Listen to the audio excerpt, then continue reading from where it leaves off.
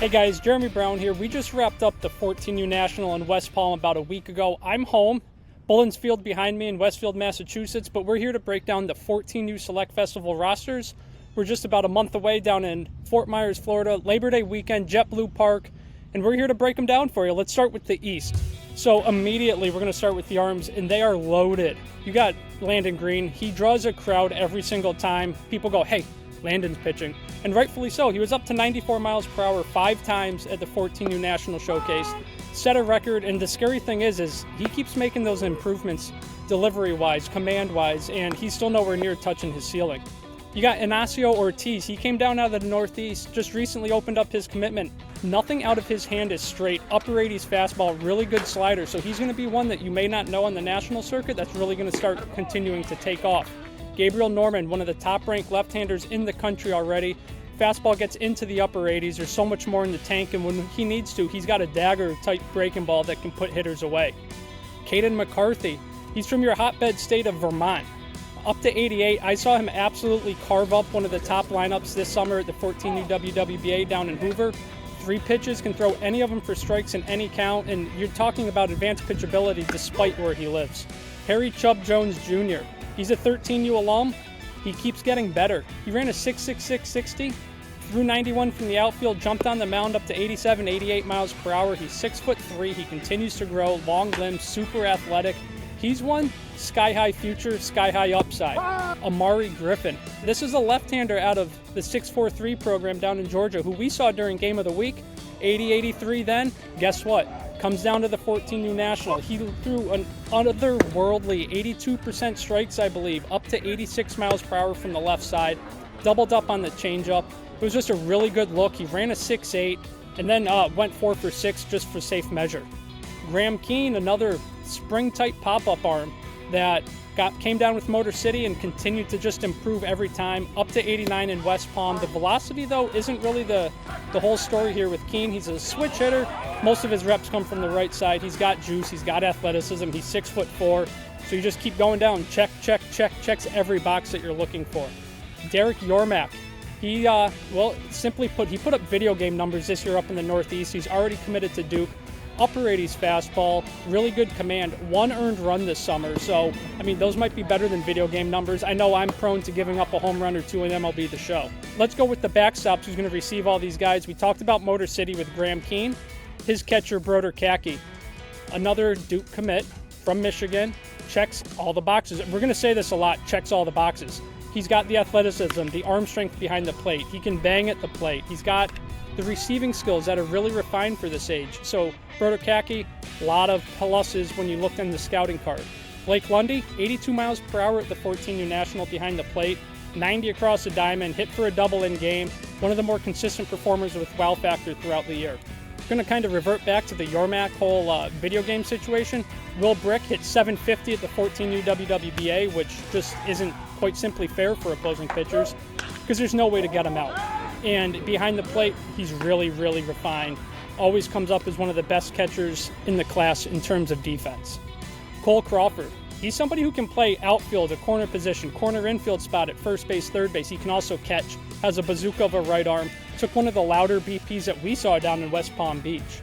John Stowers, another corner infielder, committed to Auburn, 13U alum, won the 13U Home Run Derby last year at University of Tennessee. This year, continued to put on a show during his round of BP at the 14U National. We got Lucas Farrar. He's a primary shortstop, but he also was up to 88 from the outfield. But then let's reel it back into the infield. 90 across the diamond at the National. Lived on the barrel. 5'11", long, lanky, athletic, and also ran a 7.2, up to 85 on the mound and pass look. So there's a lot of projection there. We talked about Derek Yormack. Let's talk about Ryan Yormack, the twin brother. And while Derek's the arm, we got Ryan as the bat. He came a triple shy in the first game of the showcase. He went opposite field home run, 2 doubles in the showcase games, and then picked up a single for safe measure. Lots of tools there. It's really the bat and just the bat to ball with juice that stands out. You can't talk about the East squad, can't talk about 2027 prospects without talking about Chase Fuller, the number 1 ranked player in the class. He showed why. He's not going to budge off that spot, I don't think, anytime soon, considering he's running a 6.73. He threw 91 across the diamond, had a really good BP, found the barrel in game. So he came in as a top-ranked guy and just kind of went about business and did what he had to do. Ricky Lopez, he trained in the Dominican. He's from New York, committed to LSU, top 15 player. We saw that play he made at 13U National, 13U Festival last year, one we're not going to ever forget, going deep into the 6-hole. And the defensive actions, barrel skills, they're all pretty advanced when you start thinking, hey, he's just 14 years old. Mac Morris, he's somebody we knew about, but he continued to up the ante, and he really locked in his spot at the 14U National. Came out, tons of barrel and BP, consistent, leveraging baseballs, creating backspin. There's strength, there's twitch, there's athleticism, and there's arm strength, because he can also run it into the upper 80s on the mound. If you need a barrel and you're looking at any player on these rosters, Banks Addison just might be your guy. He hit shy of 500 this year, but that's on a full-time national level circuit, so that's pretty impressive. We're not talking regional events, we're talking the best arms day after day. Left-handed swing, lots of barrel skill, 86 across the diamond. So again, he's another one who, say it with me, checks all the boxes. Caden Dawson, 8 a.m., goes yard, kind of makes a statement right there. East Cobb Astro, we know all about him. The strength, he ran.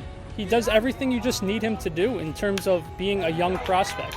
We got another East Cobb Astro in the outfield here with Malachi Washington. He's a 2026 grad, played 15U despite being 14U eligible this summer, hit over 400, runs a 6.63, threw 88 from the outfield, 89 mile per hour exit velo. Like we said, he played up with his grad as opposed to his age, and he did really well for himself. He started at Parkview as a freshman, and that's a talented team in Georgia, a consistent, contender in their division, in their state. And for Washington to go out and do what he did in the spring translates over into the summer.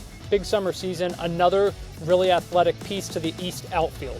And speaking of tools, Griffin McCain ran a 6.8, already committed to South Carolina like his summer teammate Mac Morris. 85 on the mound, sweet left-handed swing, speed really plays on the bases. Time will tell, I think, where he ultimately ends up, given how smooth and athletic the operation on the mound truly is. Finian O'Loughlin, you gotta love Finn. Just all the tools are right there, and he's gonna continue to make that stride. He's long, he's athletic, he's loose in everything he does. He's got a lot of fans out there, bat to ball skills, everything you're looking for in a young New Jersey type product where it's like, hey, he might not play as much as others. He does, he played everywhere this summer. He's gonna continue to just keep improving.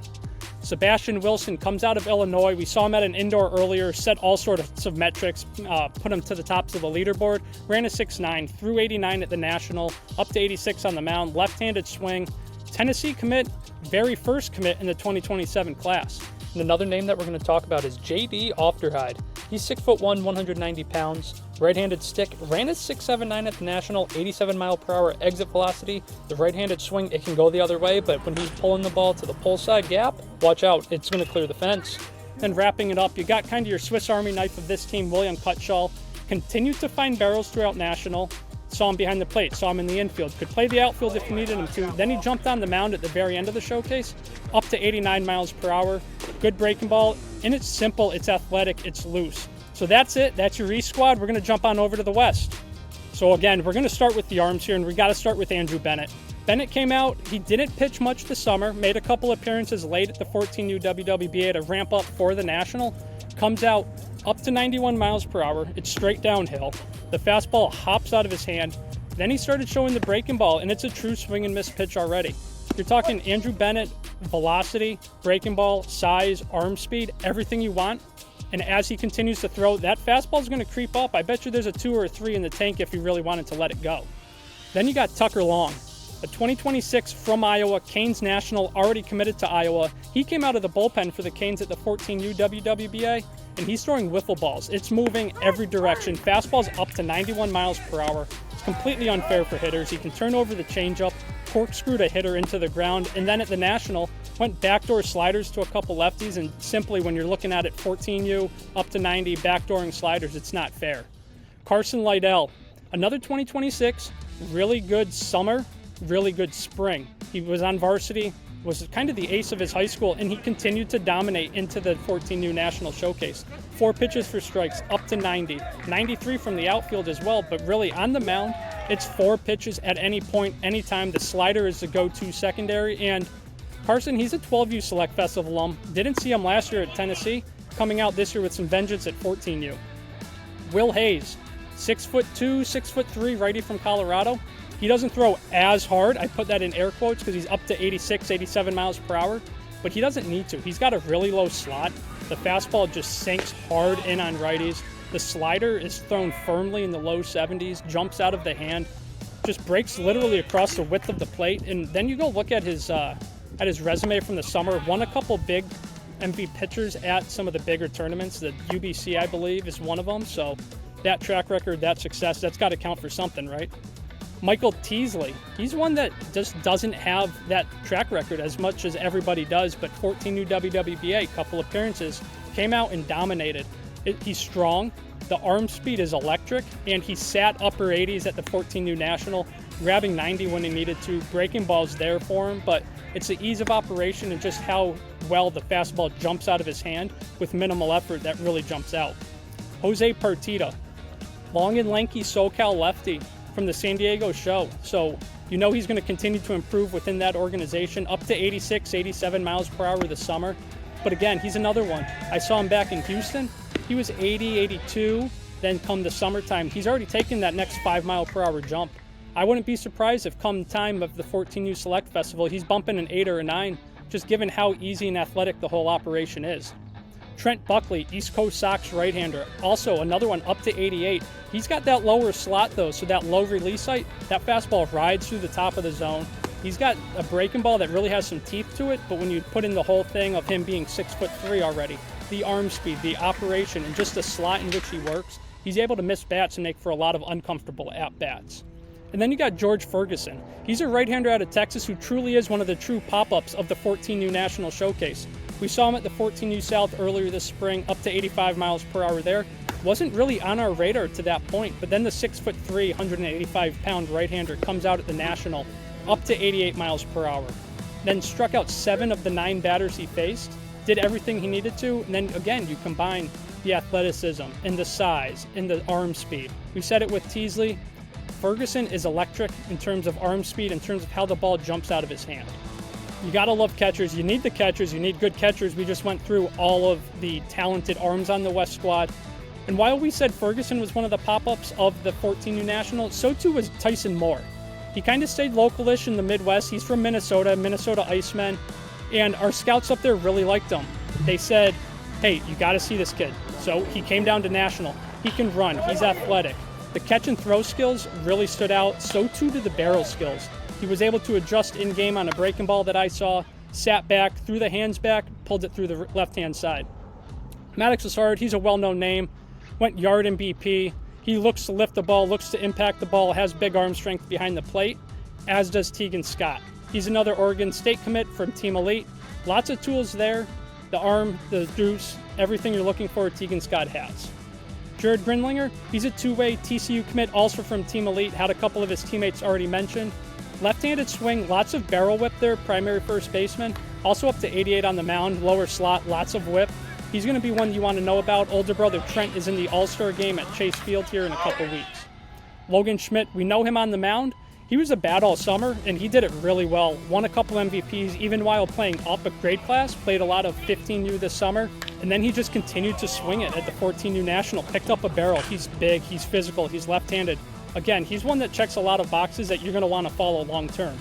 Shortstop Parker Robinson came to the 14U National Showcase from the state of Illinois, ran a 7.1. He's 6'2". He's long, he's athletic, he's rangy. He went 4 for 6 in game, had a good BP, and when you look at the frame and the way the swing is already, that long-term projection, there's a lot there. High upside, a lot of ceiling, and he's one you're going to want to follow. Tyler Shindo, he comes from Hawaii. He's a switch pitcher, switch hitter, primary shortstop. So he throws with both arms, hits from both sides. We just recently saw PG All-American Anthony Siegler make highlights as catching in one game, making a throw from the outfield, left-handed the next. And with Shindo, it's bat speed, it's barrel feel from both sides of the plate, but it's really the defensive actions, the glove skills, the arm across the diamond. It all comes together, it plays well up the middle. And he's one from Hawaii that you might not necessarily see early on in the process, but here he is. Noah Everly came out from the West Coast. He's another known name. 12, 13U alum, hit a home run in-game, made it look easy. It's a really loose swing, simple in its operation, bat-to-ball skills stand out. Bear Calvo, he's another one, top 10 ranked player in the class, a lot of bat speed, jumped on the mound 87 miles per hour, but it's really the bat-to-ball skills and the overall athleticism that stand out for Bear. Matthew Kelly. He might live on the West Coast. He's committed to Miami. We've seen him a lot on the East Coast this summer. He's not afraid to jump on a plane and come out and play, and that's exactly what he did in West Palm. Lots of barrels, up to 90 across the diamond, 88 from the outfield, and then hit a home run in-game last at-bat just to kind of put an exclamation point on his summer season. Max Hemingway, another Tennessee commit, just like Sushi Wilson was on the East squad. He's from the state of Washington, left-handed hitter, wow factor, a lot of tools, a lot of yeses when you look at what he is overall. Athleticism on the defensive side of the ball, he was making pivot plays, turning balls on double plays this summer that were just like, wow, you shouldn't be doing that at 14 years old. Carter Hadnot, currently ranked number 10 in the class, Miami commit, switch hitter out of California. Every tournament he played into leading up to here, he did his thing, and he continued to do it in West Palm. Bat-to-ball skills, smooth defender, lots of twitch, lots of just overall, yes, that's what we're looking for in a 14-year-old. Joshua Priest ran a 6'7", threw in the low 80s from the outfield, but you look at him, he's physical, the throws were on line. Bat-to-ball skills, he continued just to find the barrel. Went 4 for 4 in the first game. There's undoubtedly a ton of juice in the bat, too. Javorsky Lane might just be one of the top players in the entire country at the 14U level. You look across the board, all the tools. He can run, he can hit, he can throw. His hand strength rivals anybody in the class. He can impact the ball to all parts of the yard, and that's something he did throughout the summer and into the 14U National. Lash Henderson, he looks anything but your typical 14-year-old. He's 6'3", he's ripped, he's got muscle on muscle, and he's got the tools. He's starting to get that swing out now that he's fully healthy. He's able to impact the baseball to all parts of the field. He runs, and when he runs, he glides. He can cover that ground. He made a diving catch in the outfield, and the arm strength is there too from the outfield. Jordan Griffin ran a 6'8", LSU commit, one of the more famous names in the class. And the left-handed swing, the hand speed, it's some of the best in the country. I mean, you look at him, you watch him swing the bat, it's electric in the hands. He can impact the ball a lot more than you may think, and then he's an impact defender out in center field as well. Connor Ray, you want to talk about video game stats. He was almost 500 on the year, 8 home runs, ton of RBIs, played a lot of West Coast stuff. Came out to the East Coast, he was one name that were told, like, hey, keep an eye on him. You may not know him, but keep an eye on him. And sure enough, continued to find the barrel, really athletic. Everything that he needs to do, he did, and he did it impressively. Then wrapping things up, you got Drew Davis, another right-hander out of the Canes team, Canes National, up to 86, really simple, loose, athletic operation. And then for good measure, he went yard in one of the first at-bats of the showcase. So that's it, guys. Those are your rosters. You got East, you got West. Now you got the 14U Select Festival rosters. My name's Jeremy Brown. I'll see you down Labor Day, Fort Myers, Florida, JetBlue Stadium, where these guys are going to take the field and look to impress.